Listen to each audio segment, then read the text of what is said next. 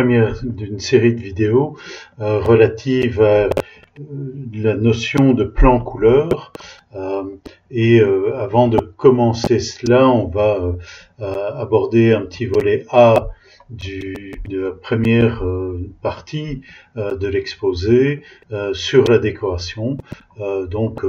Pourquoi finalement a-t-on le besoin ou éprouve-t-on le besoin de décorer des bâtiments qui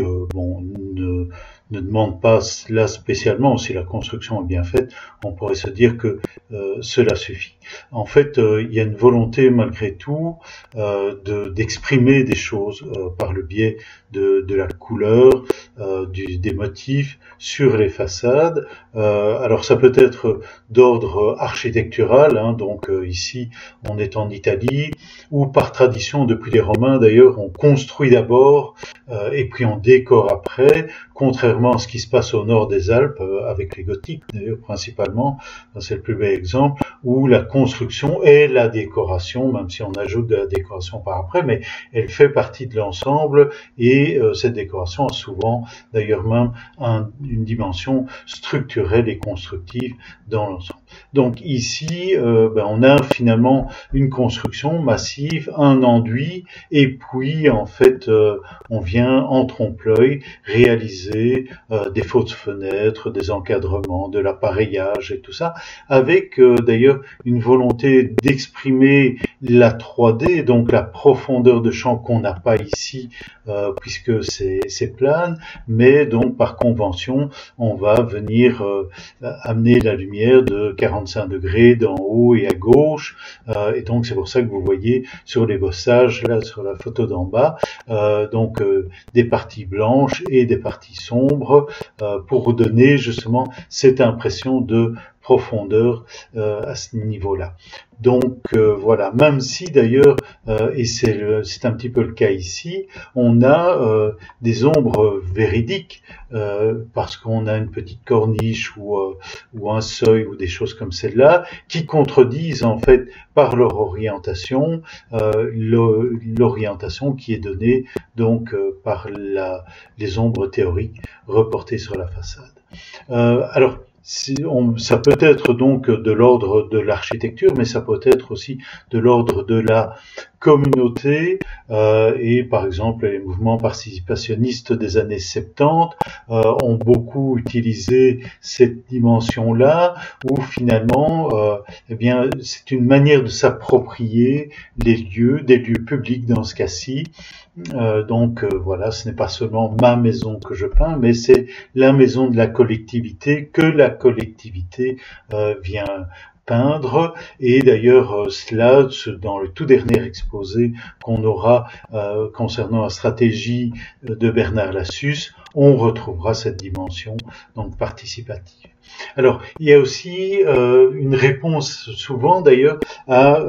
un problème d'échelle, une distorsion d'échelle ou une disproportion entre des éléments qui finalement peuvent être comme au-dessus des murs qui sont en attente de construction, et finalement on est assez mal à l'aise par rapport à cela. Ça tient presque même un petit peu, et dans certains cas c'est le cas, de destructions qui ont été faites. Bref, pour la communauté, ce n'est jamais très positif. Il y a aussi cette notion de l'échelle en fait qui est trop grande, et donc on va essayer de fragmenter l'échelle d'un bâtiment en y apposant finalement une décoration par-dessus, et c'est le cas d'en bas, de ce qui est en bas de cette immense façade du Trademark à Ivry en France, qui est elle aussi décorée ou en tout cas colorée par Marc de Luz, comme ce qui était au-dessus.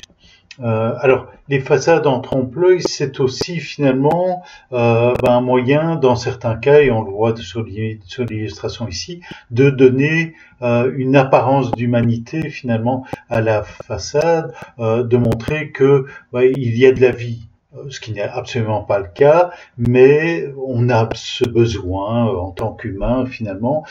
et peut-être plus encore d'ailleurs dans les villes, d'avoir cette notion de présence, et ce qui peut justifier des trompe-l'œil comme ceux-ci. Alors dans les trompe-l'œil, on a celui-ci qui est super, mais bon, ce n'est pas n'importe qui, c'est Michel Morlet, donc voilà, qui à proximité rue Quincampoix, dans les années 70, a créé en fait ces grandes fresques. Donc vous voyez l'état initial avant intervention au-dessus, et puis vous voyez ce que ça donne ici, avec un très subtil jeu entre le bleu et le rouge, le bleu qui avance, le bleu qui recule, pardon, et le rouge qui avance. Donc voilà, mais aussi par un phénomène perceptif, donc qui est ces fins liserés qui viennent donc jouer avec le fond à ce niveau-là, et puis aussi ce léger décalage comme ça, ce tilting dont par exemple Peter Eisenman quelques années après va en faire grand usage sur ses plans entre autres, mais sur certaines façades d'ailleurs on pourrait les assimiler. Donc voilà, on a cela, et donc finalement d'éléments plats dont on ne sent pas très bien la volumétrie, ce qui est une nécessité pour nous en tant qu'être humain. On a finalement quelque chose qui met en relief la façade, génère de la profondeur, de champs, des fouillantes, des choses comme celle-là. Donc voilà un petit peu le contexte en fait dans lequel on va se situer, même si ici on était par rapport à des objets uniquement, et ce qu'on va traiter est plus largement donc lié à la ville.